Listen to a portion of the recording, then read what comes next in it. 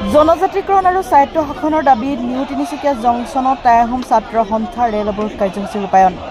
টাই আহোম ছাত্ৰ সন্থাই জন্ম লগ্নৰে পৰা টাই আহোমৰ জনজাতিকৰণ আৰু স্বায়ত্ব শাসন তদুপৰি পুৰণি কীৰ্তিচিহ্ন সংৰক্ষণ শিক্ষক নিযুক্তি অৰুণাচলত বসবাস কৰা টাই আহোমসকলক স্থায়ী বাসিন্দাৰ প্ৰমাণ কৰা আৰু বিভিন্ন দাবী কৰি আহিছে যদিও আজি পৰ্যন্ত দাবীসমূহ চৰকাৰে ৰাজনীতি কৰাত আজি নিউ তিনিচুকীয়া জংচনত টাই আহোম ছাত্ৰ সন্থাই ৰেল অৱৰোধ কাৰ্যসূচী ৰূপায়ণ কৰে। উক্ত প্ৰতিবাদৰ দ্বাৰা 2026 চনৰ বিধানসভা নিৰ্বাচনৰ প্ৰাক মুহূৰ্তত টাই আহোমৰ জনজাতিকৰণ আৰু স্বায়ত্ব শাসনৰ লগতে অন্যান্য দাবীসমূহ মানি ল'বলৈ দাবী উত্থাপন কৰে।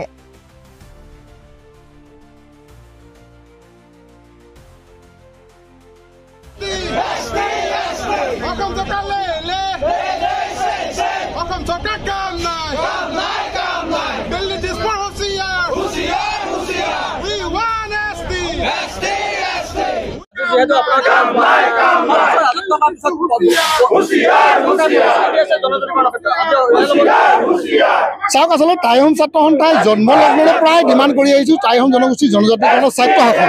আমি অন্যান্য কেইবাটাও দাবী টাই ভাষা শিক্ষক নিযুক্তি কীৰ্তিচিহ্ন সংৰক্ষণ আৰু শোভাবৰ্ধন অৰুণাচলত বসবাস কৰা যিসকল আচলতে আহোম জনগোষ্ঠীৰ লোক আছে তেখেতক অৰুণাচল চৰকাৰে স্থায়ী বাসিন্দাৰ প্ৰমাণ পত্ৰ প্ৰদান কৰা।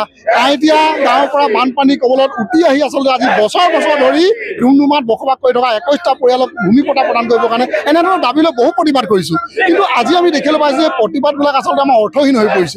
এইকাৰণে অৰ্থহীন হৈ পৰিছে আচলতে এই প্ৰতিবাদবিলাকত আমাৰ চৰকাৰে গুৰুত্ব নিদিয়াৰ এটা কাৰণ আমি বিচাৰি পাইছোঁ। এই কাৰণে হৈছে আমাৰ জনগোষ্ঠীৰ যিসকল আহোম জনগোষ্ঠীৰ যিসকল আছে নেতা কৰ্মী আছে মন্ত্ৰী বিধায়ক আছে তেখেতসকলে হিমন্ত বিশ্ব শৰ্মা ডাঙৰীয়াৰ সোঁহাত বাওঁহাত হৈ থাকিবৰ কাৰণে নিজকে তেখেতৰ লগত সমিল মিলাই ৰাখি নিজকে তেখেতৰ প্ৰিয় পাত্ৰ হ'বৰ কাৰণে তেখেতে সদায় চিন্তা কৰি কাম কৰি আহিছে।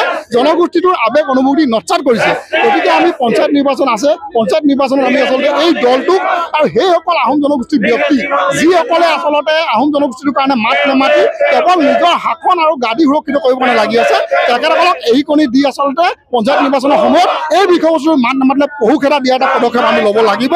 আৰু সমান্তৰালভাৱে যিহেতু আমি ৰাজনৈতিকভাৱে যদি চিন্তা নকৰোঁ তেন্তে কিন্তু আমাৰ কেতিয়াও দাবী পূৰণ নহয়। কাৰণ বিগত চৰকাৰ কংগ্ৰেছ চৰকাৰ দেখিলোঁ AJP চৰকাৰ দেখিলোঁ বিজেপি চৰকাৰক আজি দেখিছোঁ আমাৰ দাবীটোক লৈ কেৱল ৰাজনীতি কৰি আহিছে। গতিকে 2026 বিধানসভা নিৰ্বাচনৰ প্ৰাক মুহূৰ্তত আমাক যদি জনজাতিকৰণৰ মৰ্যাদা আৰু স্বায়ত্ব শাসন দিয়াৰ লগতে আমাৰ এই দাবীকেইটা যদি পূৰণ কৰাৰ ব্যৱস্থা গ্ৰহণ নকৰে আমি ৰাজনৈতিকভাৱে চিন্তা চৰ্চা কৰি আমি তেখেতসকলক আচলতে এই দলটোক প্ৰতিহত কৰিবৰ কাৰণে আমি চিন্তা চৰ্চা কৰিছোঁ। ৰাইজ ইতিমধ্যে জাগ্ৰত হৈছে। ৰাইজৰ লগত আমি গাঁৱে ভূঞে আলোচনা কৰি আমাৰ যিসমূহ আচলতে দাবী পূৰণ কৰিবৰ কাৰণে নতুন চৰকাৰ গঠন কৰি হ'লেও নিজৰ জনগোষ্ঠীৰ লোকক লৈ হ'লেও কিন্তু আমি ৰাজনৈতিকভাৱে চিন্তা কৰিবলৈ আমি প্ৰস্তুত হৈ আছোঁ। চাওক আমি আচলতে এটা কথা আমি ৰেল অৱৰোধ কাৰ্যসূচী আমাৰ কোনো সময় বুলি কথা নাই। আমি আমাৰ দাবীৰ ক্ষেত্ৰত জিলা প্ৰশাসনে হওক বা অসম চৰকাৰে আজি নিৰ্দিষ্টতা যেতিয়ালৈকে প্ৰদান নকৰে যে এই বিষয়বস্তুৰ ওপৰত আলোচনা হ'ব বা আলোচনাৰ ওপৰত যিটো আচলতে এনেকুৱা আলোচনা হ'ব লাগিব যিটো আলোচনা আচলতে কোনোবাই আমাক বিষয়বস্তুটোৰ ওপৰত সমাধান দিব পৰা লোকৰ লগত আলোচনা হ'ব লাগিব। এই বিষয়বস্তুবিলাক যেতিয়ালৈকে আমাক পোনপটীয়াকৈ আজি স্পষ্ট কৰি নিদিব আমাৰ ৰেল অৱৰোধ কাৰ্যসূচী চলি থাকিব। আৰু তাৰ কাৰণে এটা কথা আমি জনাই দিব বিচাৰিছোঁ হয়তো প্ৰশাসনে ভাবিব পাৰে অসম চৰকাৰে ভাবিব পাৰে যে তেখেতসকলৰ যি আচলতে আৰক্ষী বাহিনী আছে বা তেখেতসকলৰ অন্যান্য বিভাগীয় কৰ্তৃপক্ষ লগাই আমাক প্ৰতিহত কৰিবলৈ যত্ন কৰিব পাৰে। আমি কুণ্ঠাবোধ নকৰোঁ। আমি লাঠি চাৰ্জ খাবলৈ প্ৰস্তুত মাৰ খাবৰ কাৰণে প্ৰস্তুত গুলি খাবৰ কাৰণে প্ৰস্তুত। কিন্তু আমাৰ দাবী পূৰণৰ ক্ষেত্ৰত প্ৰতিশ্ৰুতি প্ৰদান নকৰা পৰ্যন্ত আমাৰ কাৰ্যসূচী চলি থাকিব। টাই আহোম ছাত্ৰ সন্থাৰ কেন্দ্ৰীয় সমিতিৰ আহ্বান মৰ্মে আজি তিনিচুকীয়া জিলা সমিতিৰ উদ্যোগত আমি ৰেল অৱৰোধ কাৰ্যসূচী গ্ৰহণ কৰিছোঁ। কথা হ'ল যোৱা বিগত দিন ধৰি যেতিয়া ইলেকশ্যন আহে ইলেকশ্যনৰ আগ মুহূৰ্তত মিছা প্ৰতিশ্ৰুতি মিছা প্ৰত্যাহ্বান দি আহিছে। আমি বিজেপি চৰকাৰলৈ আমি সকিয়নি জনাইছোঁ এই 26 ইলেকশ্যনৰ আগ মুহূৰ্তত যদি চৰকাৰে জনজাতিকৰণ জনগোষ্ঠীক বা লগতে আহোম জনগোষ্ঠীৰ জনজাতিকৰণ মৰ্যাদা প্ৰদান নকৰে তেন্তে কিন্তু এই কাৰ্যসূচী অব্যাহত থাকিব। এইটো কথা স্পষ্ট।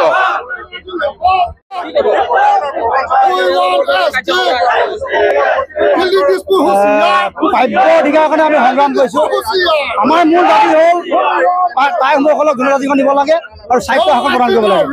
আৰু এই জনজাতিকৰণ প্ৰদান কৰিম বুলি প্ৰধানমন্ত্ৰী নৰেন্দ্ৰ মোদী ডাঙৰীয়াই প্ৰতিশ্ৰুতি প্ৰদান কৰিছিলে। কিন্তু সেই প্ৰতিশ্ৰুতি তেওঁ প্ৰসাৰলৈ পৰিণত হ'ল ফুটুকাভিনত পৰিণত হ'ল। গতিকে এতিয়া নিৰ্বাচন আহি আছে আকৌ তেওঁলোকে প্ৰলোভন দিব আমাক আকৌ তেওঁলোকে মিছা প্ৰলোভন দিব। গতিকে 26 চনৰ আগে আগে এটা আমি নিশ্চয় বিচাৰিছোঁ এটা সঠিক সিদ্ধান্ত আমাক দিব লাগিব।